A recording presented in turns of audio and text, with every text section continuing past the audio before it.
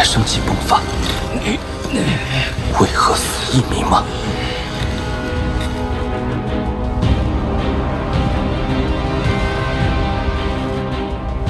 ？1年间，我踏过了雪域国许多城池，这里没有皇族存在，每一个城池都归属于某个强大的修士所有。在这里，凡人就是奴隶，他们唯一的生存价值，就是为雪域修士服务，制作冰雕来换取生活所需。凡人毫无生机活力，此地死意也尤为深重。我虽不习此地，但却是我体会生死意境中死意的好地方。雪域国制作的冰雕的确颇为神奇。凡人所雕刻的冰雕，会有专门的修士为其刻下阵法，并以一种秘法激活，使得这冰雕变成如同傀儡般的存在。雪域修士的功法精髓，我钻研许久，但仍不得要领。我猜测，这冰雕就是雪域国的根本。若能习得此法，再将其与木雕融合，定对我大有裨益。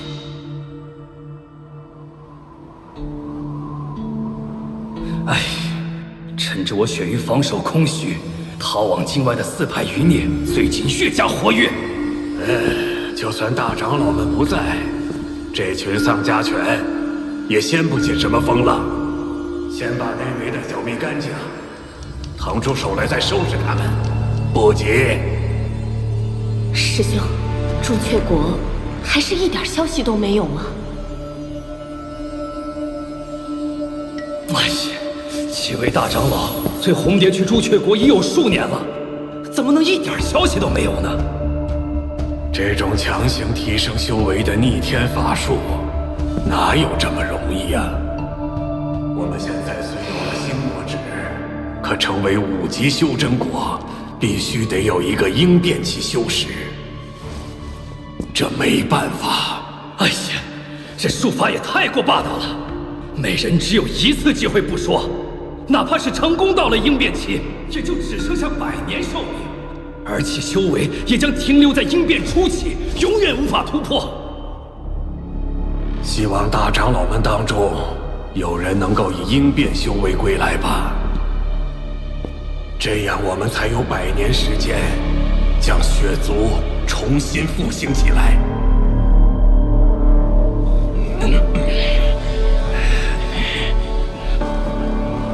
看样子，这雪域新国以城主分治，那这城主修为必然是有强有弱。11层。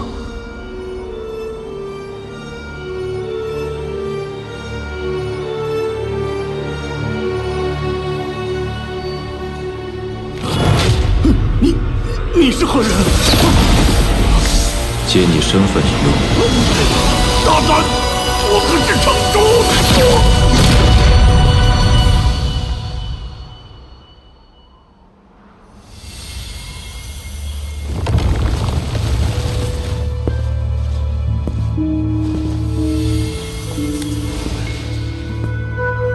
师傅，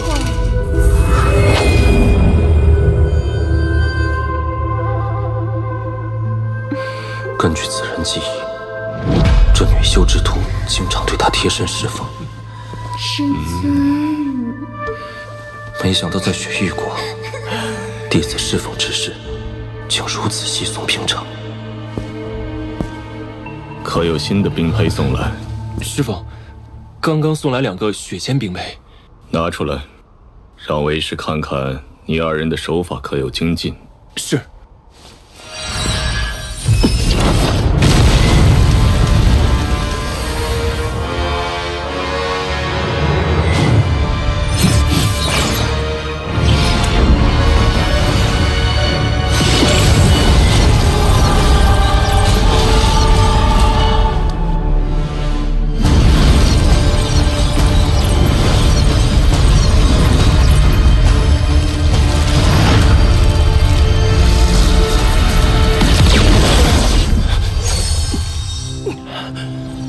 按照此人记忆，这9条血经脉才算完成冰雕傀儡制作的第1步。下一步，便是以血域功法冰清诀将其激活。师尊，你几天没给弟子解答问题了？弟子修为又出现了变故，今夜还请师尊指导。说吧，什么变故？师尊，在这里说啊。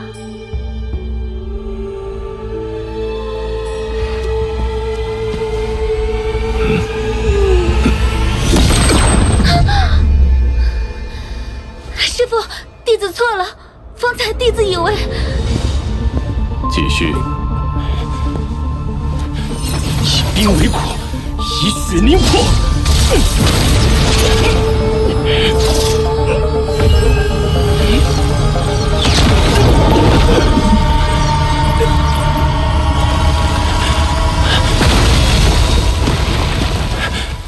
弟子又失败了。根据此人记忆，冰清诀讲究的是炼心，此诀以冰易骨，以血凝心，成就冰血之魂，从而达到心入冰清的境界。此诀果真是玄机不定，容不得半点失误。大师兄回来了。弟子参见师父，幸不辱命，找到了那4派余孽的藏身之处。要不，我们还是照例报给冰雪神殿，让他们来派人带路。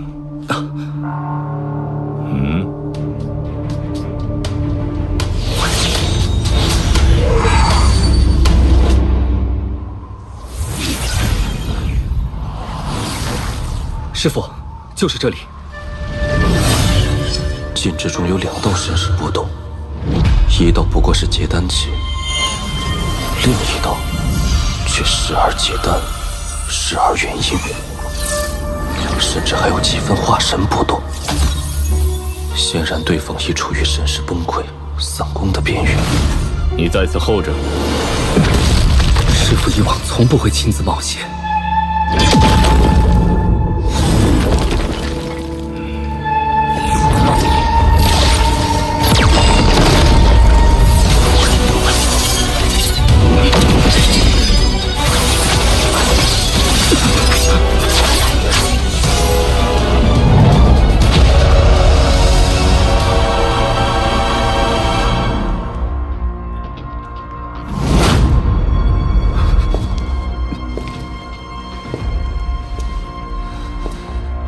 放我师父一条生路，杀我吧！我是黑魂派少主，你召我回去，定可立功。求你放过我师父！你为什么要以自己还你师父的命？师父他老人家，若非是被我连累，定然早就可以离开了。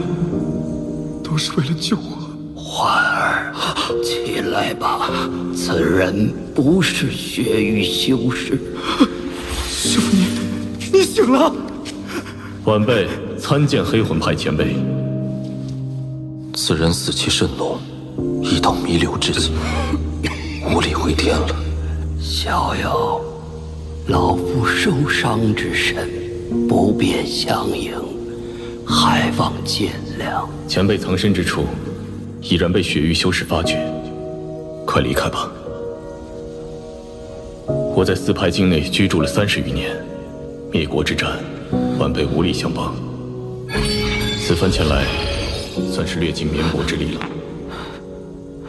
前辈受伤太重，这瓶丹药可以暂缓散功之痛，使前辈可以远离此地。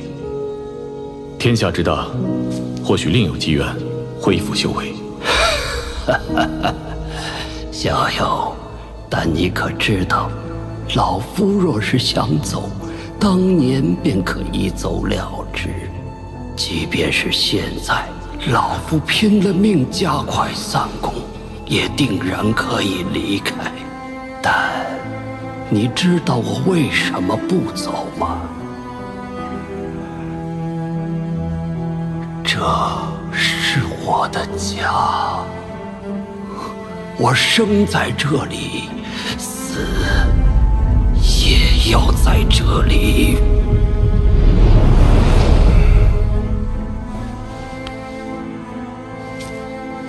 小友，此宝送你，了却赠要因果。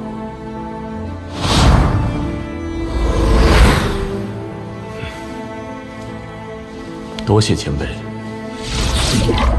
孩儿该走了。师傅，去哪儿？今日苏醒，不过回光返照。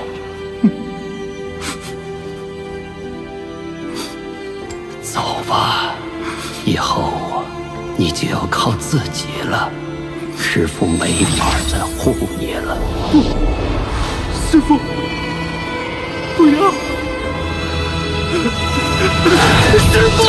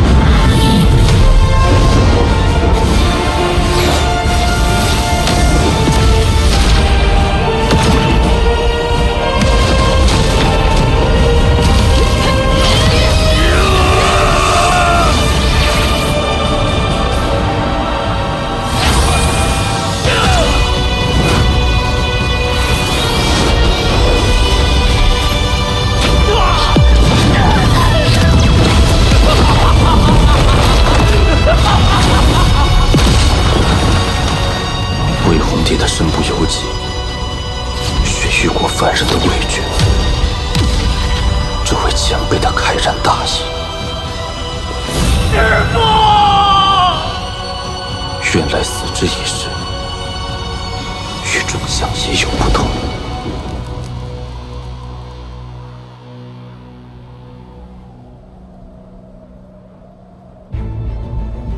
春去秋来，又是3年冰雪降。对冰雕傀儡的研究也有了一些进展。冰雕傀儡内主要是靠血经脉维持，齐49条血经脉才达到一个结丹中期的修士修为。冰雕内的血经脉越多，控制越难。一旦它们相互碰撞，整个冰雕便会崩溃。这冰清诀不能成为道之正途，可以说是剑走偏锋之法，与当年6玉之功法有异曲同工之妙。我略为模仿，改血经脉为血经脉，以鲜血配合生死之境，从而达到操控的目的。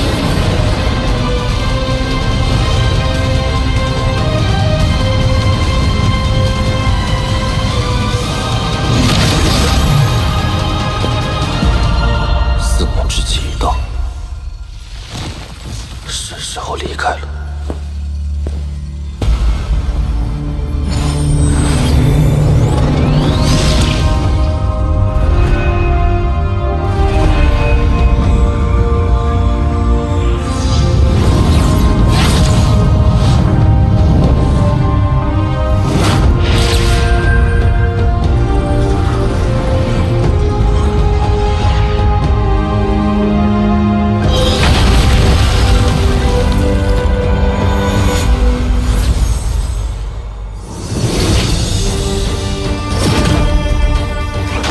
之战，我见过太多的死亡，我对死的感悟依然深刻。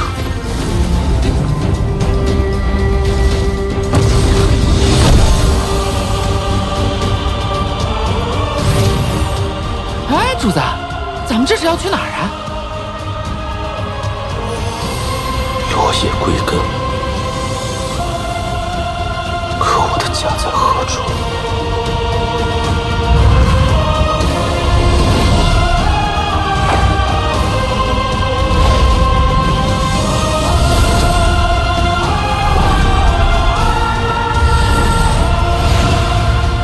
还有1年化身，我身在赵国，自当回到赵国，了却生之因果。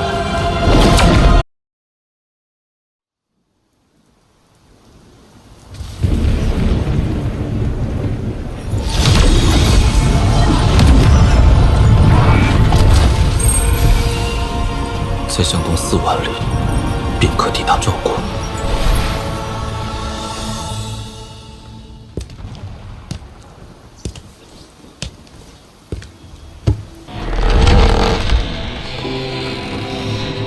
庙中无神，物是人非，又何尝不是一种岁月？这儿有个破庙啊，咱今晚就在这儿歇脚吧。好，走，将就一晚吧。奶奶的，这鬼天气！庙里无僧禅意存，院内俗人扰清门。道友可是觉得被这些人破了雨夜意境？此人一眼就看出我的身份，我却看不穿他的修为，定不简单。不必紧张，在下墨志，阁下是山野之人，没什么称呼，唤我曾牛便是。曾牛兄，不如你我二人在这雨夜论道一番，也不算辜负这番意境，如何？哎呀，曾牛兄真是修为惊人呐！若在下没看错，应是到了意境锁魂、云霄有望的境界了。什么他娘的锁魂啊，云霄的，那人莫不是疯了？阁下此言甚是，疯之一字用得甚好。若非疯狂，也难以体悟这天道之法；若非疯狂，又有谁会去求那长生之术？所谓天欲所得，必有所欲，就是这个道理。什么乱七八糟的，一句也没听明白。哎呀，曾兄可懂啊？莫兄字中玄机，在下不懂，但我却认为，疯字用的不好，不如用痴。妙啊！哎呀，我辈中人若是没了痴念，定然无法修成正果，圆那天道有损之令啊！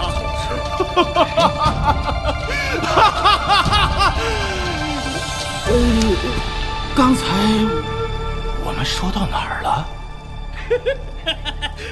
还真是个疯子！就是哎，疯了你，真是什么人都有。罢了，忘便忘了。在下墨志，不知阁下如何称呼？曾牛。雨夜之美，在于意境，在于生生不息，这才是雨夜的美处，也是人生的味道。莫兄认为何为生？凡人常说生火，生火，想必这火便是生。那何为死？不知兄台如何称呼？他叫曾牛，说多少遍是，就是啊，我都记住了。自从在下感悟天道之后，这记忆每况愈下。曾牛兄见谅。冒昧一问，兄台感悟的是何种意境？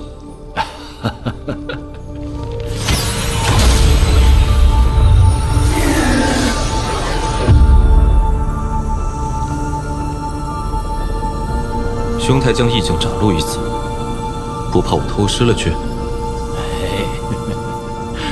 你有更高的追求，怎会拘泥于我这小小的意境？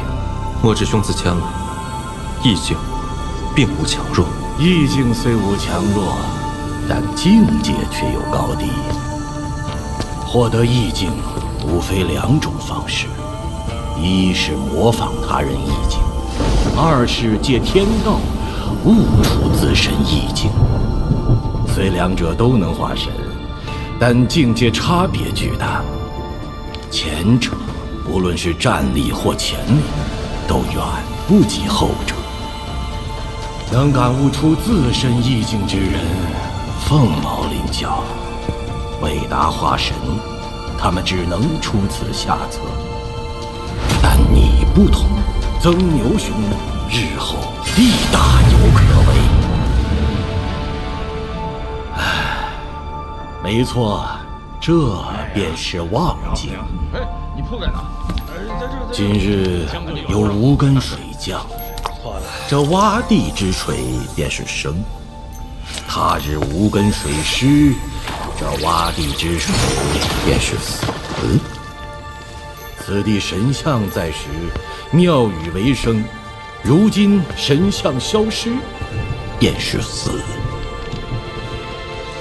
唉，今日雨夜，我不看天，不看地，也不看雨，我看的是这雨的一生。曾牛兄，你懂便是懂，不懂便是不懂，好自为之。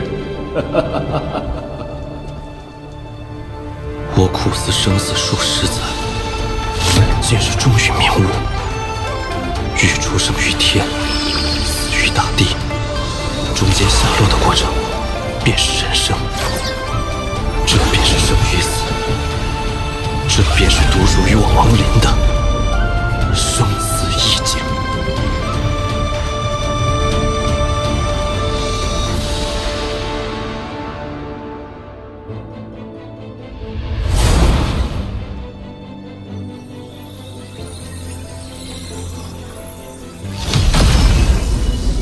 当年我在此地达到灵气大圆满境界，如今我便要于此地化神。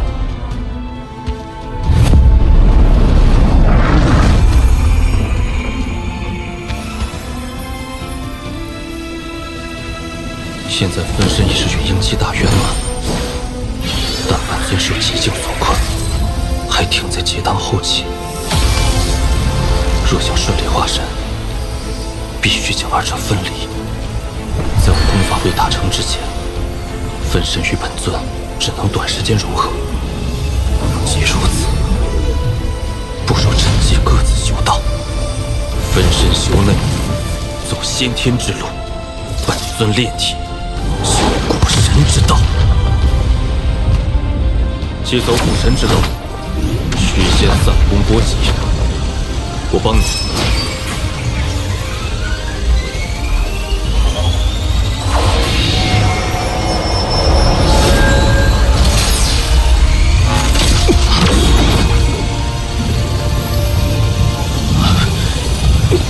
跌到入机期了，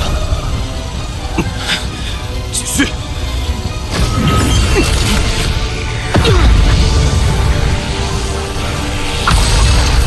就是现在，不急。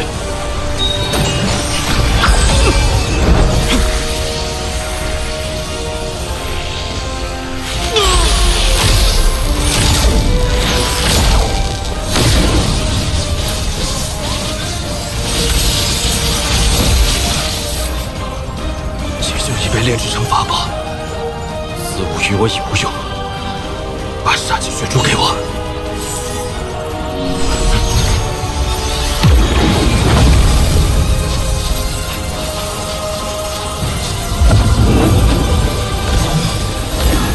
古神诀，我再助你一臂之力。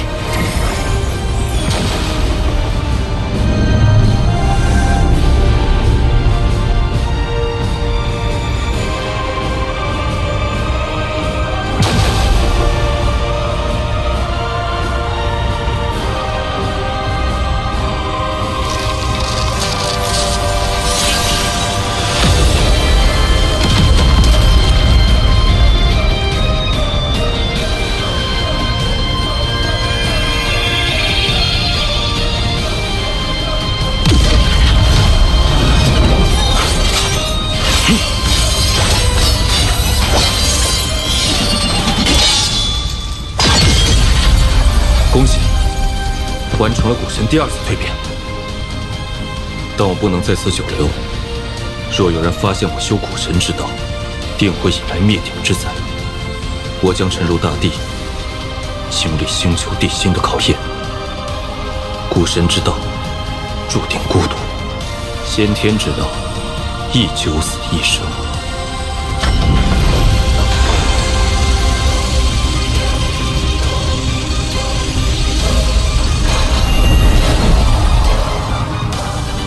化神。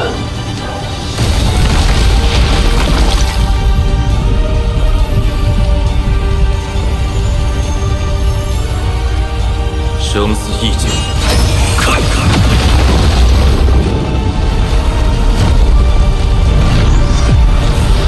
天哪！师傅，我刚刚略觉心神震动，现在又突然天色异变，莫不是要出什么大事？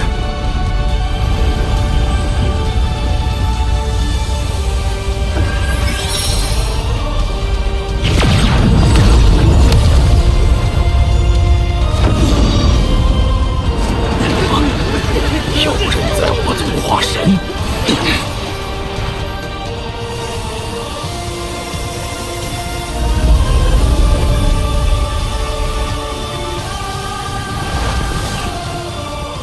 究竟是何人在此化神？不知，但一定和赵国有渊源。据说化神之时，灵力不仅对附近修士有极大帮助，就连周围的凡人都能因此获益，百利而无一害。入定调息。究竟何为修仙？凡人学会吞吐灵力，改造身体成为容器，完成筑基，随后广纳天地灵力，将其压缩成金丹。此丹经灵力运化，诞生道婴。解婴成功，便有了与天斗的资格。但若想找到逆天之法，还需一把神兵利器，这便是天地之力。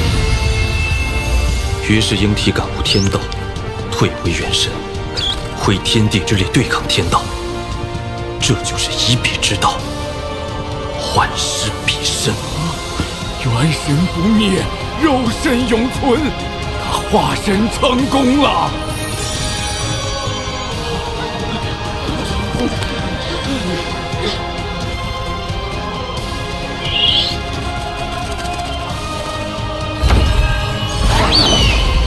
莫兄所说的境界，我终于懂了。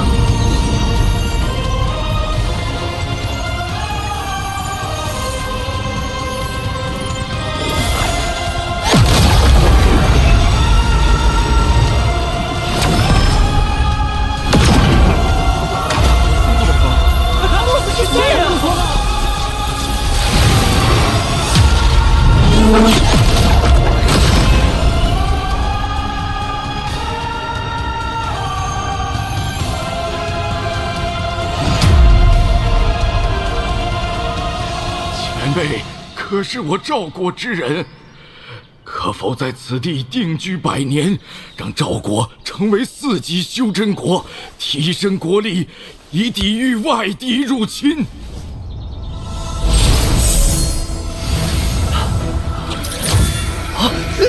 这体内经脉仿佛通透了一般。40年就到达筑基后期，不错。你是？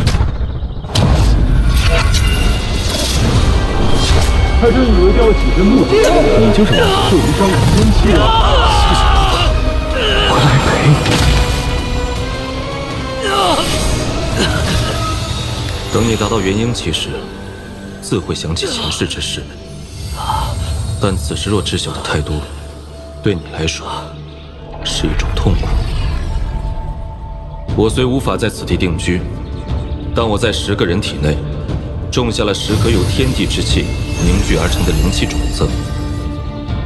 若有人能达到元婴后期，我自会前来点化成事。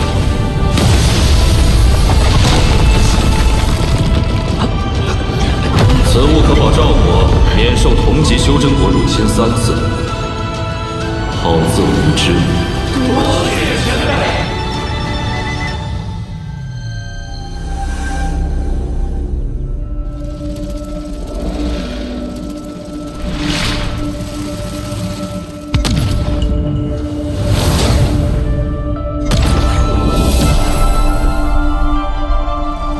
当年储物袋中的剑鞘，应该还在此处。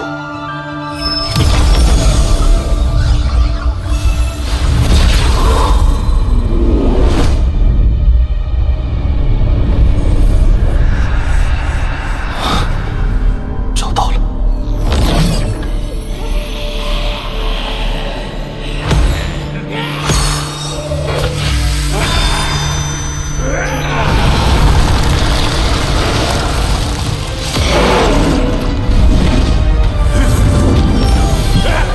区区鬼魅，不自量力，由生入死，由死转生。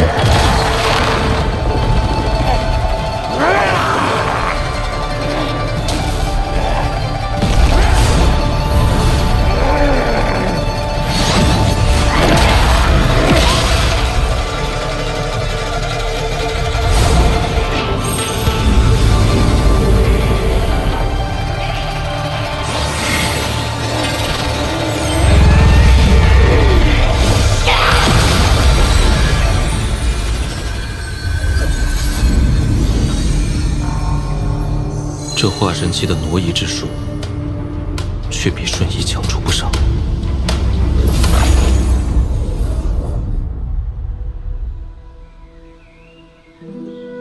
爹，娘，孩儿如今已经化神，等我突破应变，就能将司徒前辈唤醒。到那时，说不定就有复活你们的办法。再等等我。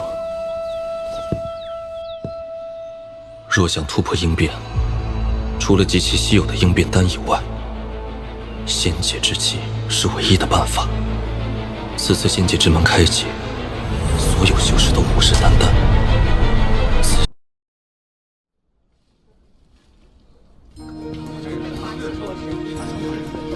哎呀，最近的拍品里啥好东西都没有，真扫兴。知足吧，最近几大宗门四处搜刮宝贝。能剩下点就不错了。哎，四大宗门这是要……嘘，我听说他们要去仙界啊！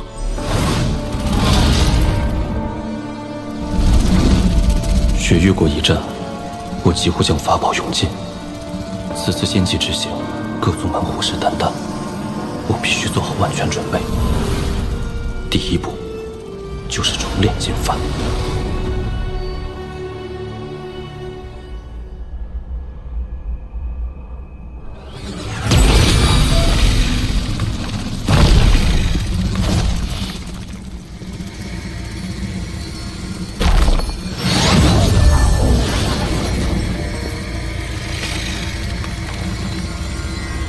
这是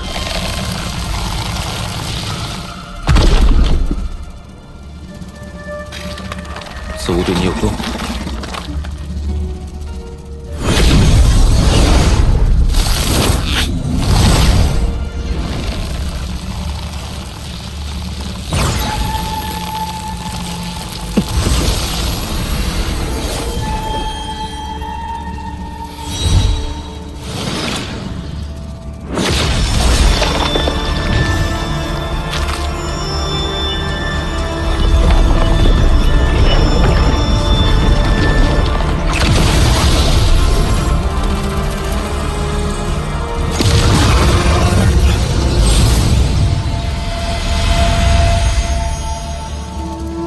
竟能提高灵兽修为。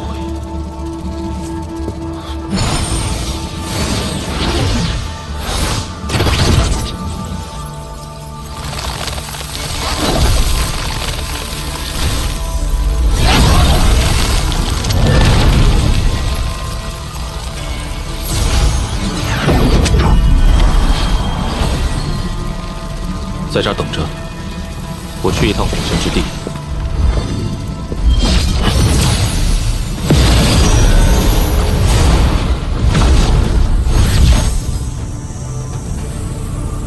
只要我不进入古神之地关卡内，托森应该就不会察觉。即便察觉，以我现在的修为，也定然可以提前离开。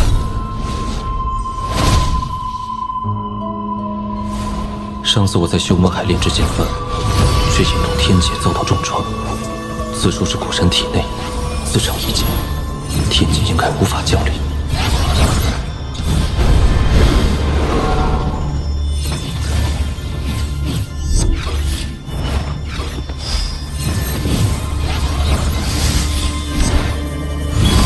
最后一个，若我猜测有误，天劫降临，唯一的金幡怕是很难保住。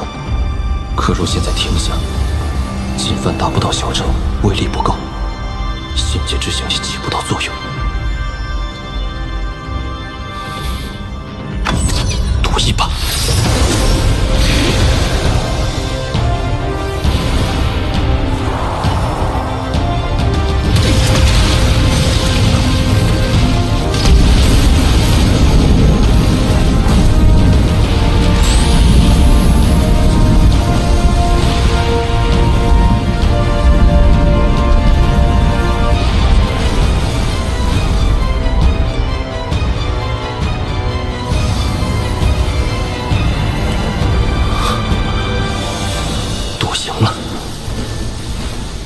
既然这古神之地无需顾虑天劫，不如继续叠加禁制。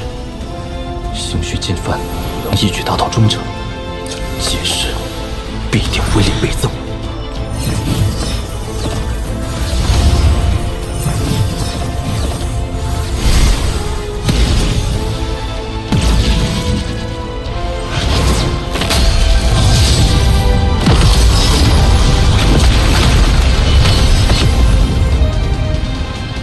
以我修为，这金幡离中程还是差了一步。也罢，此后金幡中程时引发的天劫，或可以成为我在生死关头的杀手锏。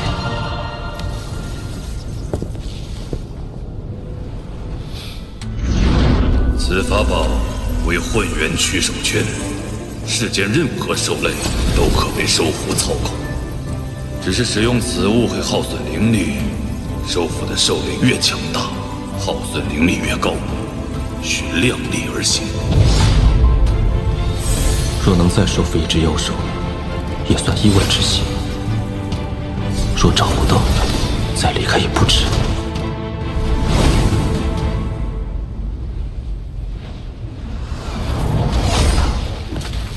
灵兽怎么都不见了？荒兽。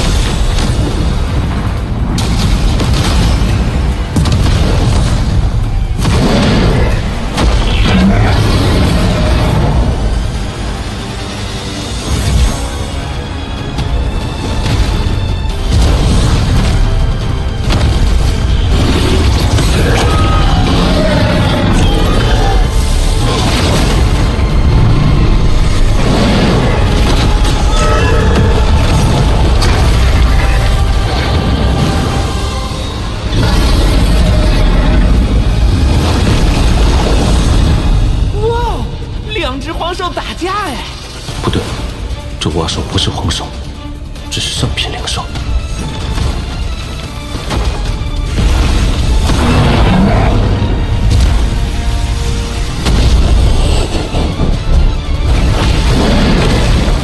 能与黄兽一较高下，真不简单。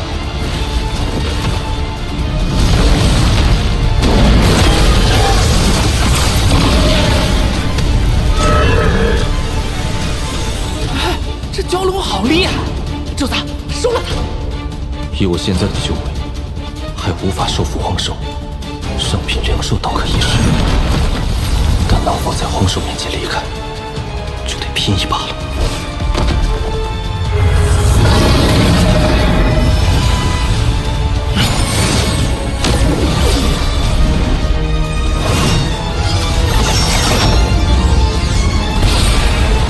若不想死，便不要挣扎。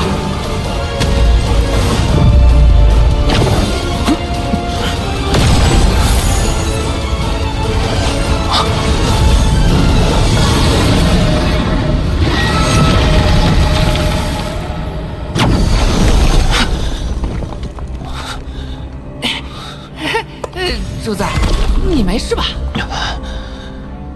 这瓦手着实厉害，锁住的一瞬，体内灵力差点被他吸光。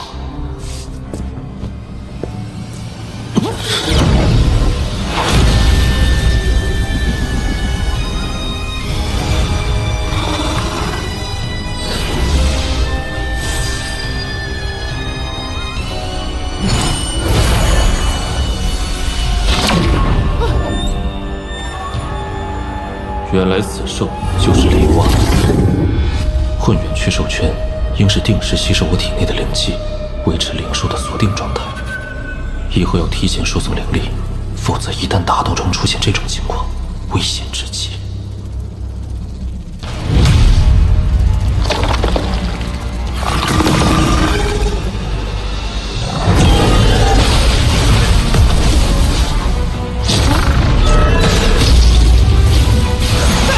他俩怎么打起来了？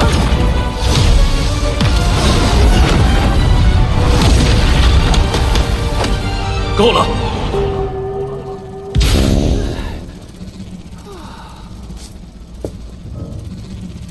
我要再次调息，都不得造次。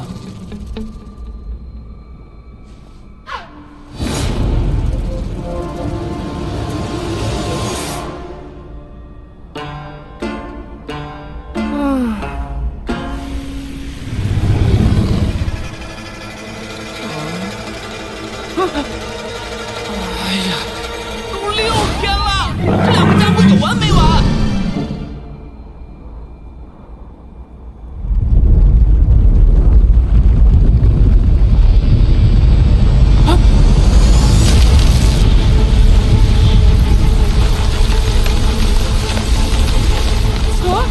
完蛋了，主子醒醒啊！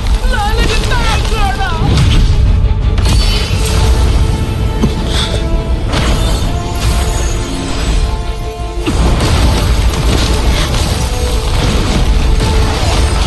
以我的修为，恐怕难以制服。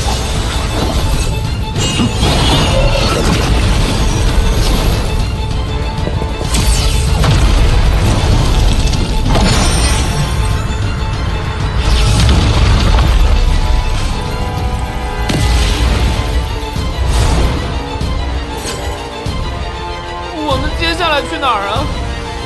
域外战场。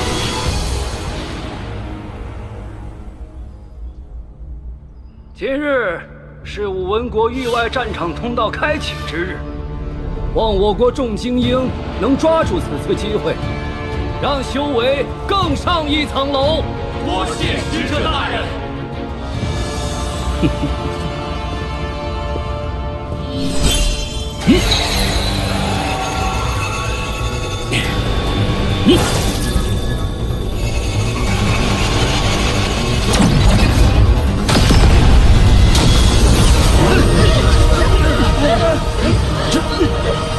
这是这么多幽魂，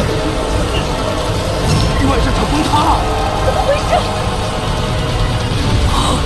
那有人，他是怎么进去的？那位道友恐怕凶多吉少啊！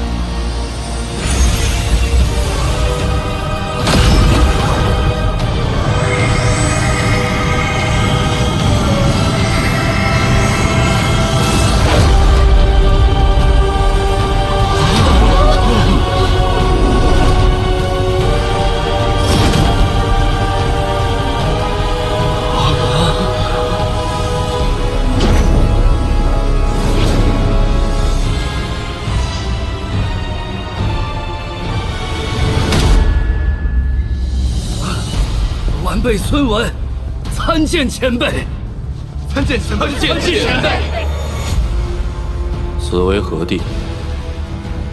回前辈，是武文国。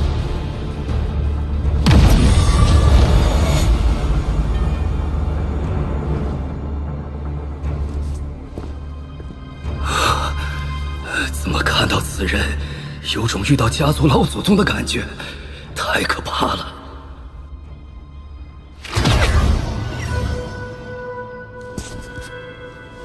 如今进藩、灵兽、魔头与上古法器均已备好，就连那3把剑鞘都被我以元神祭炼。现在只差最后一步。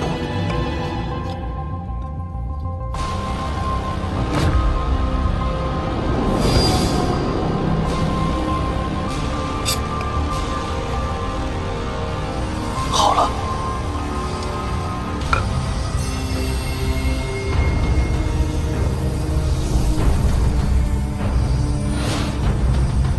这些年，那3把剑鞘先后开始祭炼，就连当年上古修士的法宝，也破开了为我所用。可唯独在修魔海内得到的此物，我一直看不透。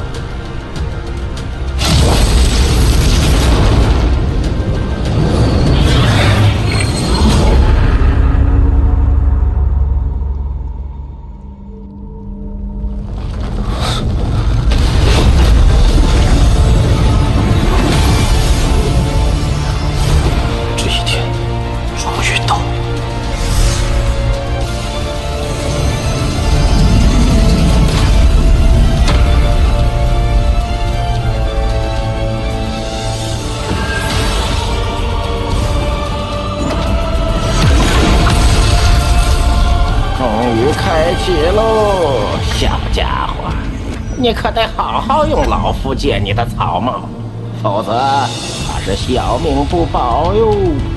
爷爷，你继续讲呀。继续。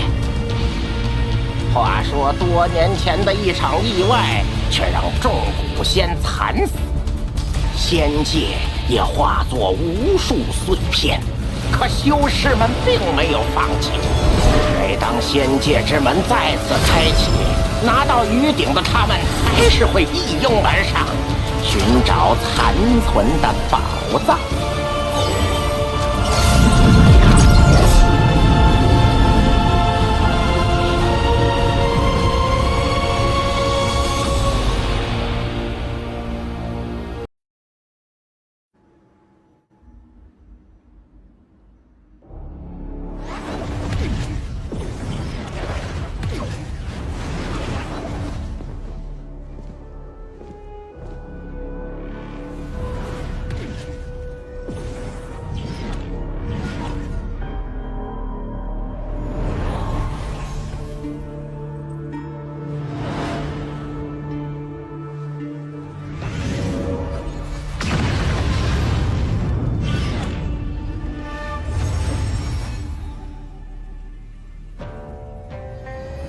一掌竟能将仙界之门破坏至此，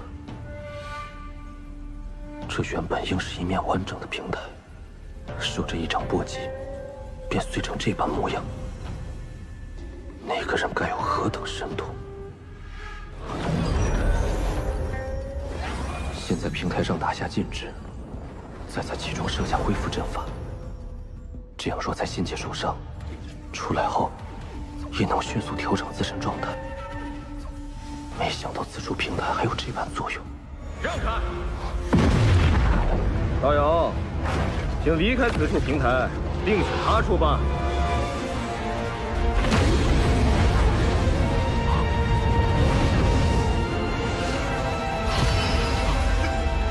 我走。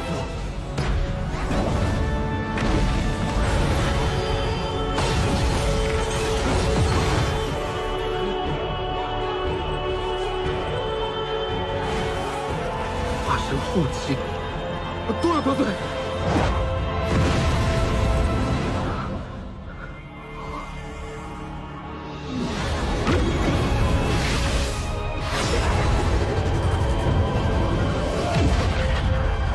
此人修为莫测，不可得罪。小兄弟，来和我一起啊！怎么是他？这些还是他修为低的吧？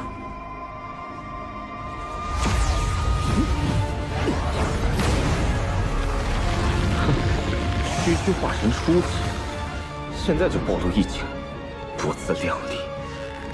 不过一看这小子就难缠，要不还是选他吧。这位道友，请离开此地，另选他处吧。哼，那就别怪我不客气了。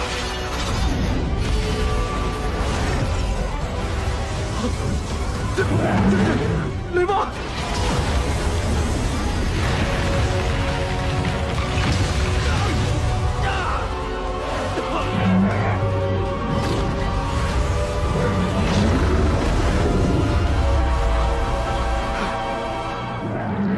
这人，我是不是在哪见过？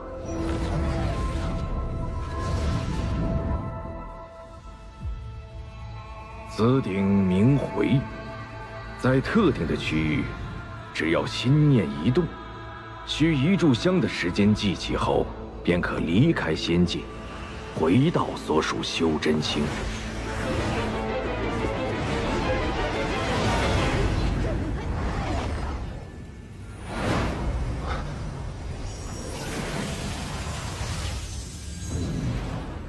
这便是仙界吗？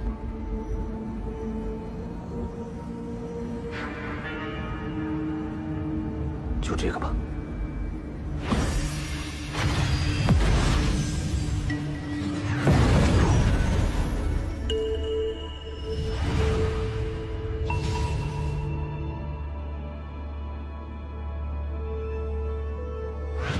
灵石，难不成这里的宫殿是通体用灵石造就的？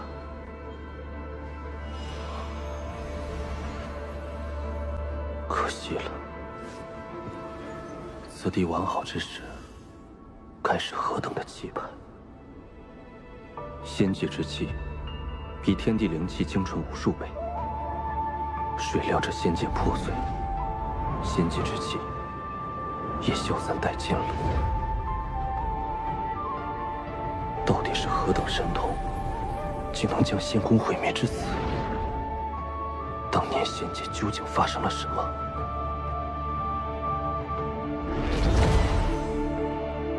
欲知第五仙王，自与天华仙师。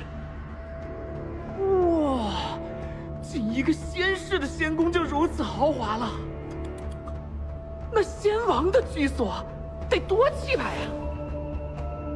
丰碑理应放在宫外，以示众人，而今却安在宫殿深处，实在蹊跷。此处要禁止波动。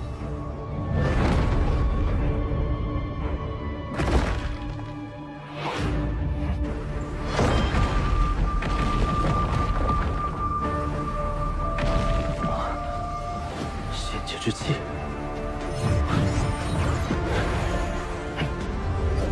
仙界之气需用自身元神炼化，形成结晶，方可储存。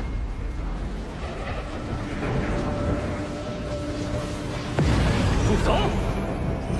此地是我大罗剑宗早在3000年前就已经发现，你若一意孤行，大罗剑宗必将追杀到底。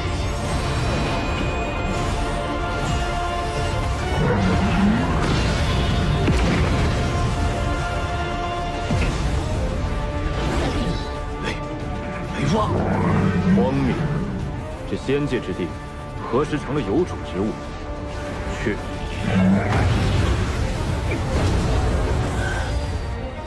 大罗灵剑，乃是大罗剑宗7剑之一的顶级灵器，哪怕是同等级修士，也可用剑气斩杀敌人。此人明明看着不过化神初期，可光靠着雷瓦，也是化神中期顶峰。此人究竟什么来头？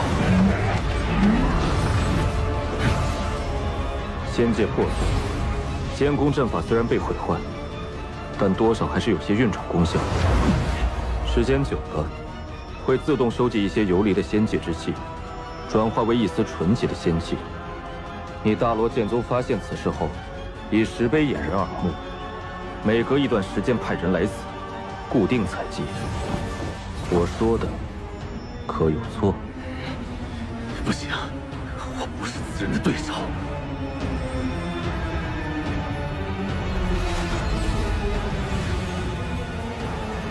这么一点仙气结晶，依然相当于几乎半个赵国所有灵力总和。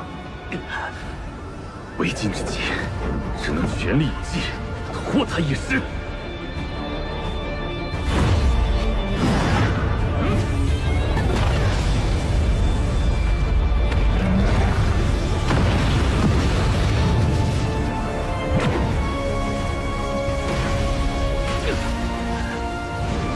等着吧，等我找到师兄后，双剑齐降，你绝对无法走出这仙界之门。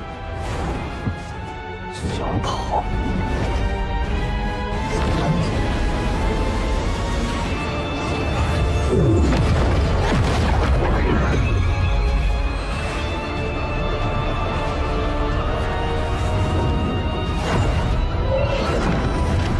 在仙地传送阵通向，这宗门好大的手笔！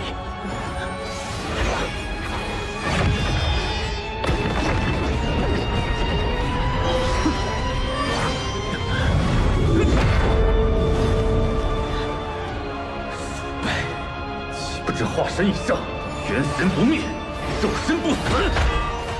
与我同为化神初期，你灭不掉我。待我头门一声赶上。此宝名曰赤金铃，曾是一名上古修士的本命法器，炼化元神只是时间的问题。师兄弟，手下留情，放了我！不然你出魂血！晚了。待他的储物袋到手，整个大罗剑宗的传送阵，岂不都为我们所用？主子高明啊！炼化此人元神还需时日，此事急不得。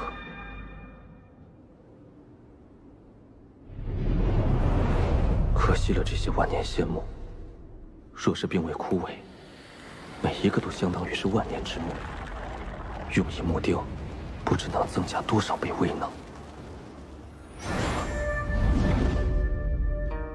那是洞府。洞府虽然早被搬空，但这残留的仙人禁制，却对我有所裨益。将来一次打下第999组禁制，便可将锦幡炼成中层境界。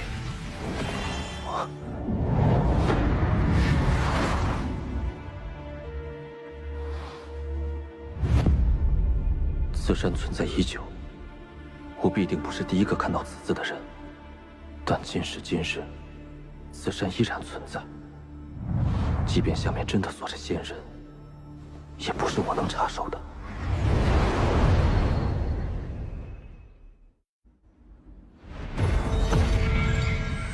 时日已到。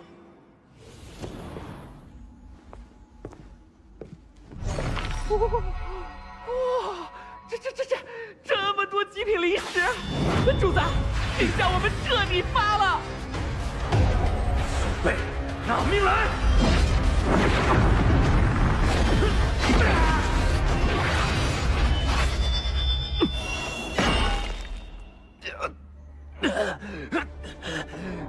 你早有准备。若非想保全这把剑，你连出手的机会都没有。这宝剑里刻画的数百组禁制，与锦幡倒是异曲同工。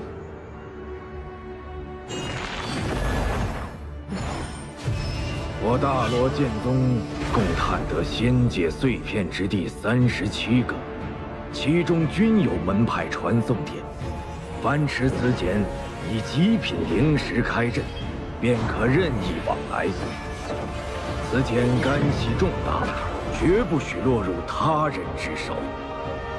此处已然被彻底摧毁，完全不像是有仙界之气残留。大罗剑宗怎么会专门在此设置传送阵？有人！知道了。今年不知有多少仙人。是啊。虽然栩栩如生，但却感觉不到任何生机，想必是某种幻象。啊！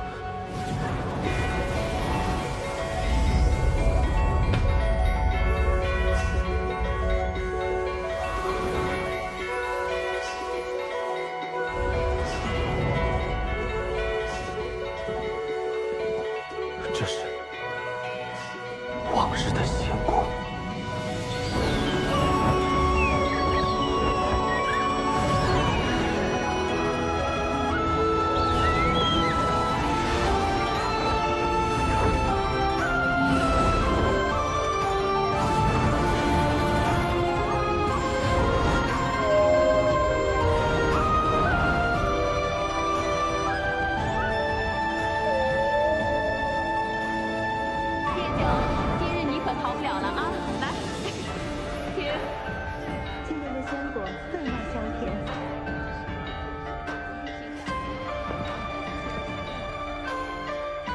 昨日帝国仙子跟我共奏了一曲，怎么可能啊！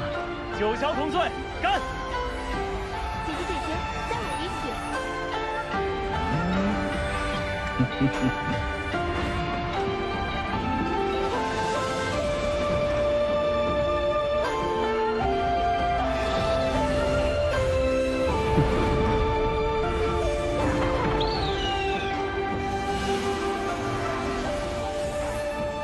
好似天地之力尽在手中，可以随意使用，并能产生无穷变化。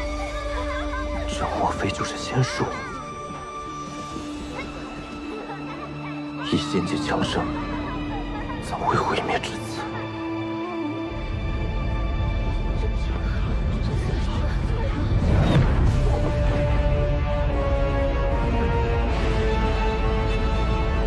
何人放仙界？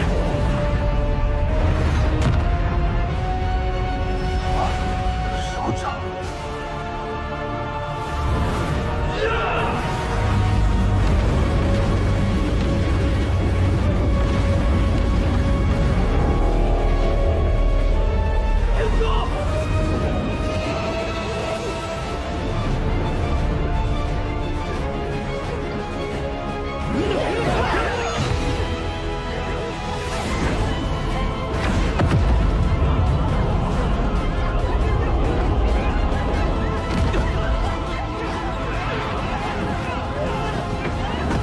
仙人一剑，竟一闪天海。这场虽是幻境，或是机缘。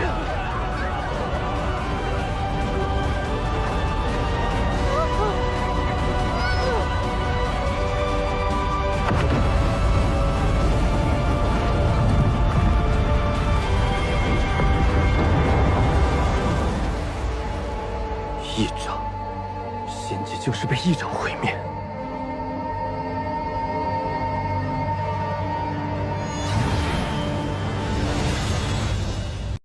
这洞内必有乾坤。有此宝在手，可以尽最快的速度吸收仙界之气。你的意境太弱。这是我的记忆和情感在变得麻木。红蝶，你爹娘即便进入轮回，也一直在你身后看着。我找到了仙宝。这仙术之力倾注而出，是我获得仙宝的最好时机。